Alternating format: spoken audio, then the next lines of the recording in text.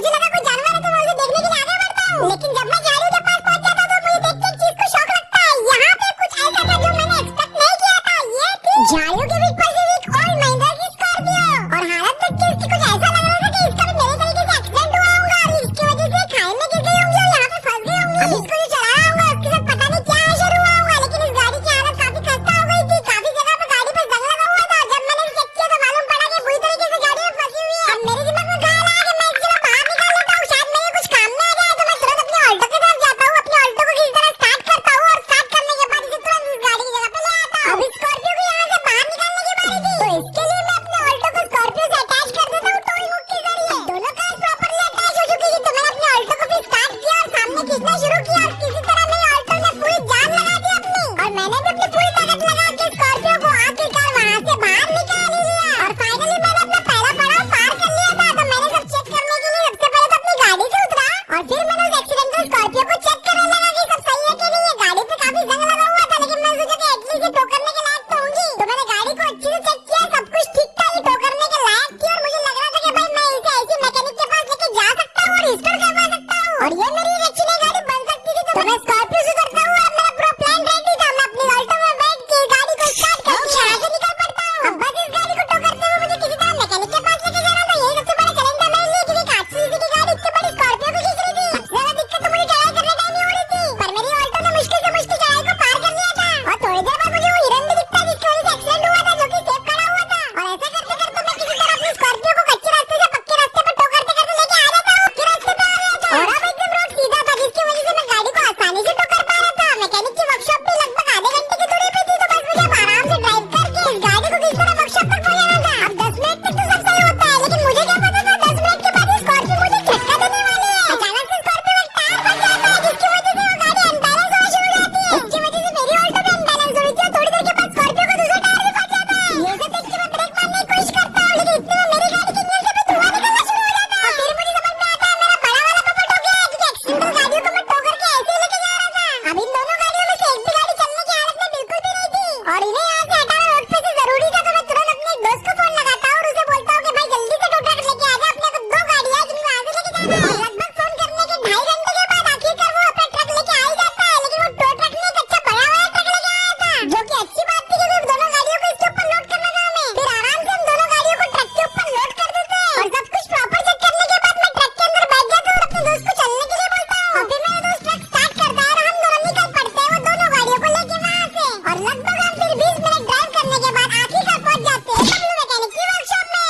यही पे सारी गाड़ियां मैं अपनी रिस्टोर कराऊंगा उससे। मैंने तो कसम खा लिया था, क्योंकि पिछली बार का एक्सपीरियंस जो हुआ था ना, वो तो बिल्कुल नहीं भूला था। वहाँ पहुंचने के बाद फिर बबलू मैकेनिक आता है और हमारी गाड़ी को ऑब्जर्व करता है। वो सोचता है कि इन दोनों गाड़ियों का आखिर हुआ क्या। मैं इसे अच्छे से समझा देता हूँ कि स्कॉर्पियो को रिस्टोर करके पूरा न्यू जनरेशन में कन्वर्ट करना है और मुझे ऑल्टो को रिपेयर भी करना है साथ में। ये सुन के बबलू मैकेनिक बोलता है वो सब तो ठीक है भाई, मैं ऑल्टो को रिपेयर कर दूंगा, लेकिन स्कॉर्पियो के पार्ट्स अवेलेबल नहीं है, तो किसी तरह पार्ट्स का जुगाड़ कर ले, मैं इसके ऊपर काम शुरू कर देता हूँ। अब मैं उसे पूछता हूँ भाई पार्ट्स लाओ तो लाओ कहाँ से। तो वो मुझे बोलता है कि पुरानी बस्ती के पास एक सेकंड हैंड कार मार्केट है, वहाँ पे तुझे सारे पार्ट्स मिल जाएंगे, तू कल तक पार्ट लेके आ और मैं काम शुरू कर देता हूँ अभी से। ये सुन के मैं उसे ठीक है बोलता हूँ। मैं उसे एडवांस दे देता हूँ, जो कि 3 लाख रुपए का। अभी 3 लाख मेरी जमा पूंजी थी, लेकिन फिर भी मुझे स्कॉर्पियो को रिस्टोर करना था किस तरीके से। तो मैं उसे 3 लाख रुपए पेटीएम कर देता हूँ और उसके बाद मेरी स्कॉर्पियो पे काम शुरू हो जाता है। अब वर्कर लोगों ने स्कॉर्पियो की चेकिंग शुरू कर दी थी कि किस तरीके से इसको रिस्टोर करना है, कैसा पेंट देने का है, इसके अंदर क्या क्या चीजें मिसिंग है, कहाँ कहाँ चीजें लगानी है, ये सारा के सारा काम वो लोग देखने लग गए थे। और मैं भी देर न करते हुए अपने सीधे स्प्लेंडर की तरफ भागता हूँ। उसे स्टार्ट करके मैं सीधा निकल पड़ता हूँ अपनी स्कॉर्पियो के लिए नए पार्ट्स खरीदने के लिए। अब मुझे बाइक से फिर से पुरानी बस्ती पे जाना था, जिसके लिए मुझे लगभग 1 घंटा लगने वाला था। लगभग किसी तरह 1 घंटा ड्राइव करने के बाद मैं पुरानी बस्ती पहुंच जाता हूँ। वहाँ पे पहुंचने के बाद मुझे सेकंड हैंड कार मार्केट भी दिख जाता है, तो मैं वहाँ पे पहुंच के अपनी गाड़ी को पार्क कर देता हूँ और अब स्कॉर्पियो के पार्ट्स की तलाशी शुरू हो जाती है।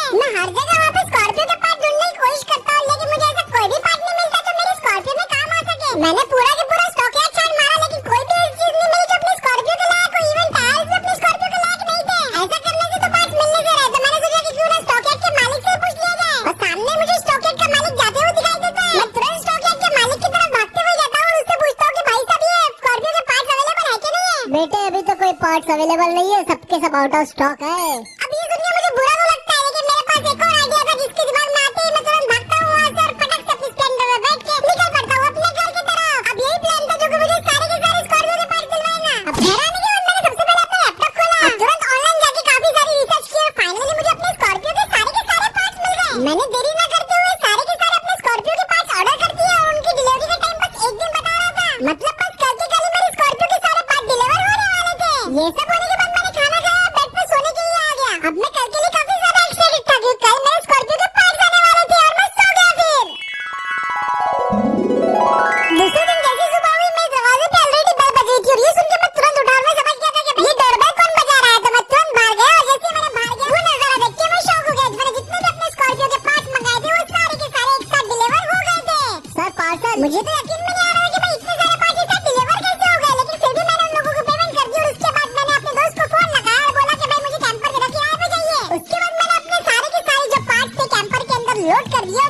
कि अब मुझे सीधे बबलू मैकेनिक की वर्कशॉप पे जाना था। गाड़ी को स्टार्ट किया और फिर मैं सीधा घर से निकल पड़ा। मैं पूरी रफ्तार से अपने कैंपर को भगाया जा रहा था, लेकिन संभाल संभाल के, क्योंकि इसमें काफी ज्यादा इंपॉर्टेंट सामान रखा हुआ था मेरी स्कॉर्पियो का। एक भी एक्सीडेंट बिल्कुल नहीं चाहता था मैं। फाइनली फिर 1.5 घंटे ड्राइव करने के बाद मैं पहुंच गया बबलू मैकेनिक की वर्कशॉप में। और वहाँ पे पहुंचने के बाद पता चला कि मेरी गाड़ी का मोस्टली इंजन वाला काम हो चुका है।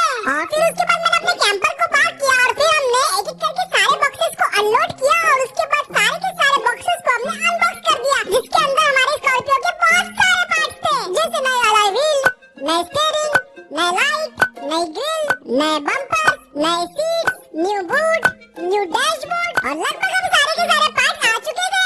ये सब अब तैयार थे हमारे स्कॉर्पियो में लगने के लिए। और फिर उसके बाद ये प्रोसेस शुरू होता है। अब एक एक करके इसके ऊपर सारे हमने नए पार्ट्स लगाने शुरू कर दिए, चाहे वो बम्पर हो, ग्रिल हो या फिर व्हील्स हो। और धीरे धीरे अब इस गाड़ी का शेप चेंज होना शुरू हो गया था। अभी 2009 वाली स्कॉर्पियो से 2022 वाली S11 क्लासिक दिखना शुरू हो गई थी। और फिर 5 घंटे के कड़े वर्क के बाद मुझे बबलू मैकेनिक बोलने लगता है, भाई गाड़ी टेस्ट रन के लिए तैयार है, पहली बार तू चलाएगा क्या बोल। और यही सुनने के लिए तो मैं तरस आ गया भाई कब से। मैं उसे तुरंत हाँ बोल देता हूँ और अब हम पहली स्कॉर्पियो के टेस्ट रन के लिए तैयार थे। फिर उसके बाद बबलू मैकेनिक और मैं गाड़ी में बैठ जाते हैं और हमारा टेस्ट रन शुरू होता है। और गाड़ी भाई मैं चला रहा था। पहले तो मैं काफी ज्यादा अनस्टेबल चल रही थी गाड़ी, ऐसा लग रहा था इसका स्टीयरिंग मुझसे कंट्रोल नहीं होगा और पूरी तरीके से हिल रही थी। एक बार तो मैं ऐसे झाड़ियों में ठुकते ठुकते बच गया, लेकिन इवेंचुअली मैंने इस गाड़ी को कंट्रोल कर लिया और ये गाड़ी ने अब अपनी असली स्कॉर्पियो वाला जलवा दिखाना शुरू कर दिया था। हालांकि ये अभी पूरी तरीके से रिस्टोर नहीं हुई थी, लेकिन अभी जिस तरीके से तबाही मचा रही थी सड़कों पे वो काबिल तारीफ। बबलू मैकेनिक ने इसकी हर एक चीज में अच्छे से काम किया था। उसकी हैंडलिंग हो या इंजन हो, सब कुछ काफी बेहतरीन था और एक प्रॉपर स्कॉर्पियो थी। मैं उसे थैंक यू बोलता हूँ और फिर उसके बाद ही हमारा टेस्ट रन कंप्लीट होता है। इसके बाद मैं अपनी गाड़ी को मोड़ता हूँ और मोड़ के मैं फिर से निकल पड़ता हूँ वर्कशॉप की तरफ। और कसम से भाई इसको चलाने में जो मजा आया ना, वो भाई अभी तक कोई भी गाड़ी को चलाने में नहीं आया, क्योंकि इसको अपन ने पूरा अपने सामने बनते हुए देखे, वो भी अपने लिए। और फिर वर्कशॉप में वापस पहुंचने के बाद बबलू मैकेनिक मुझे बोलता है कि इसको पूरी तरीके से कंप्लीट होने में लगभग 4 हफ्ते लग जाएंगे। अभी 4 हफ्ते मेरे लिए 4000 सालों के जैसे होंगे, लेकिन फिर भी मैं बोलता हूँ कि भाई ठीक है और मैं वहाँ से निकल जाता हूँ।